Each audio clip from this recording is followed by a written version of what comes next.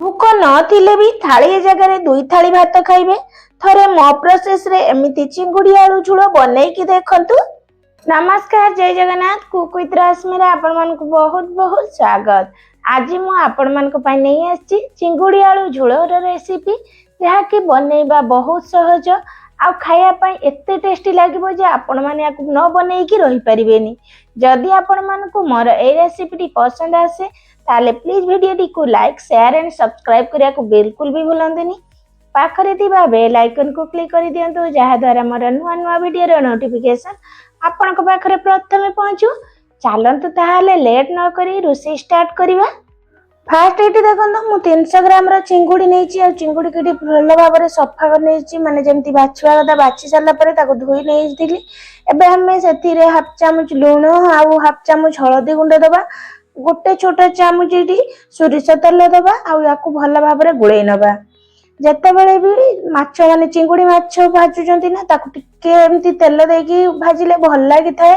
भल भाबरे एटी गुळै नेली। एबे चलंतु आमे याकू भाजी नबा। तेणु गोटे कढ़ाई बसै देछि गैस रे, सेथिरे देई देबा 1.5 ରୁ 2 चामच सोरिष तेल। चिंगुड़ी माछ रे बेसी तेलर आवश्यकता पड़ न थाए, गोटे चामच तेल भी हेई थांता। मु एटी 1.5 चामच पाखा पाखी देछि।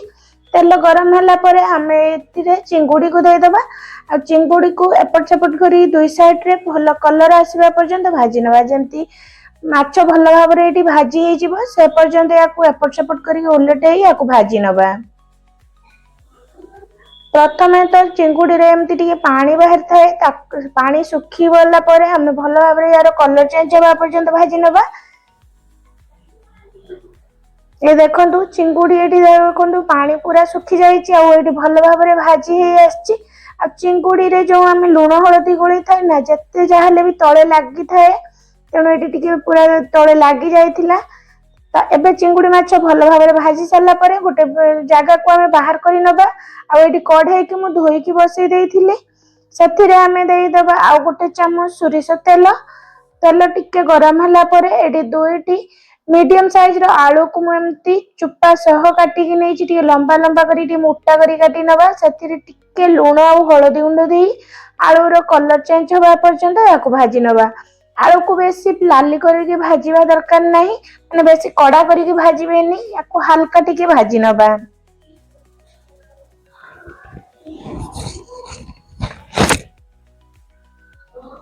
देखो आलू किछि समय भाजिला पर माने आलू को एटी मु टोटल 2-3 मिनिट पाखा पाखी भाजिथिली, ताठारु अधिक मोर एटी भाजिबा दरकार नाही। तेणु बाहर कर नउची।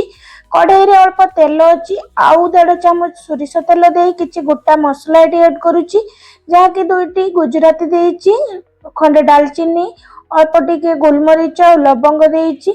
ता सहित एटी हाफ चामच हमें जीरा को देबा आउ 2टी तेजपत्र देई याकू हमें टिके एमती भाजी नबा। तापर हमें एटी 2टी प्याज को मु ग्राइंडिंग करी रखितिली। आपण माने कट्टा प्याज रे बनै परिबे, किंतु बट्टा मसला रे बनैबे देखिबे ग्रेवीटा बेसी बहलिया हबो। तेणु एटी मु 2टी प्याज को ग्राइंडिंग करी देई प्याज को टिके भाजी नबा।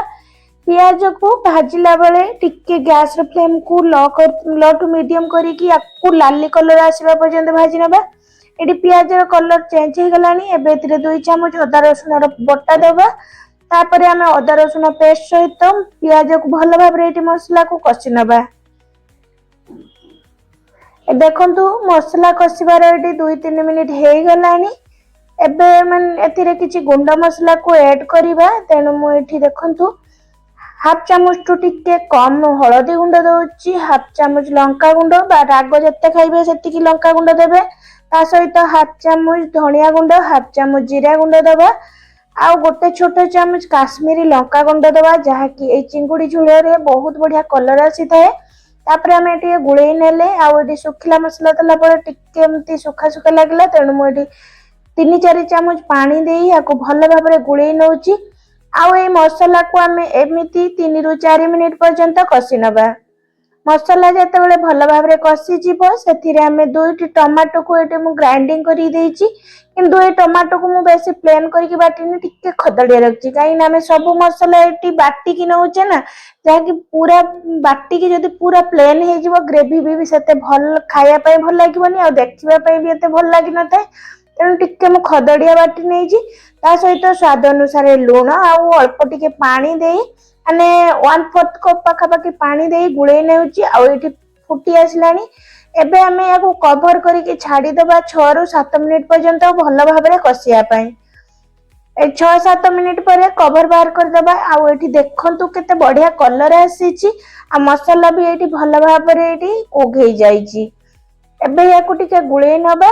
आमे एथिरे भाजी की रखितिबा एबे आलू आउ चिंगुड़ी को एठी ऐड करिबा।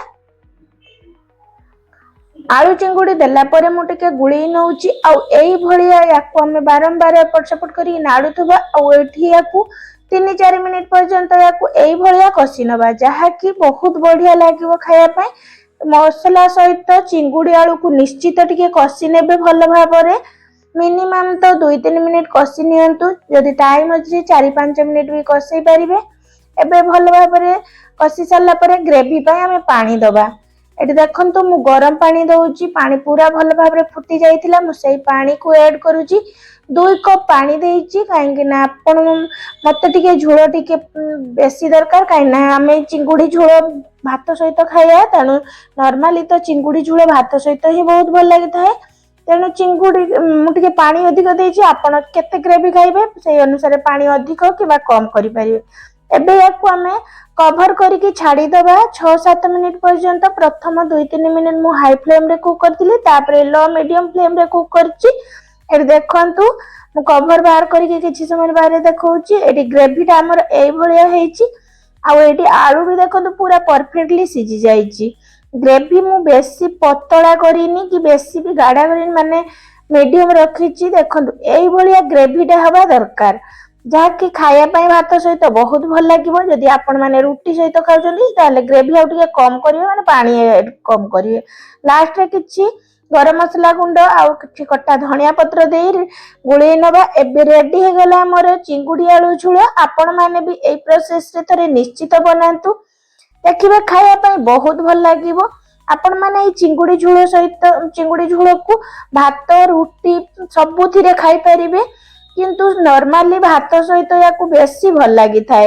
एबे देखंतु मु याकू गैस रो फ्लेम को बंद कर दे के 5-6 मिनिट छाड़ी देइदिली। 5-6 मिनिट परे देखंतु केते सुंदर कलर आसीची। एते सुंदर कलर जे माने देखि कि ही पेट भरी जाउची। आपण माने थरे मो प्रोसेस रे एमिति चिंगुड़ी झोल निहाती बनातु। आ केमिति लागला प्लीज कमेंट सेक्शन रे जणाया पय बिल्कुल भी भूलिबेनी। आशा करूची आज मोर ए रेसिपी टी बहुत पसंद आसीथिबो आपण मानको। रहउची नमस्कार, जय जगन्नाथ। पुणी देखा हबा गुटे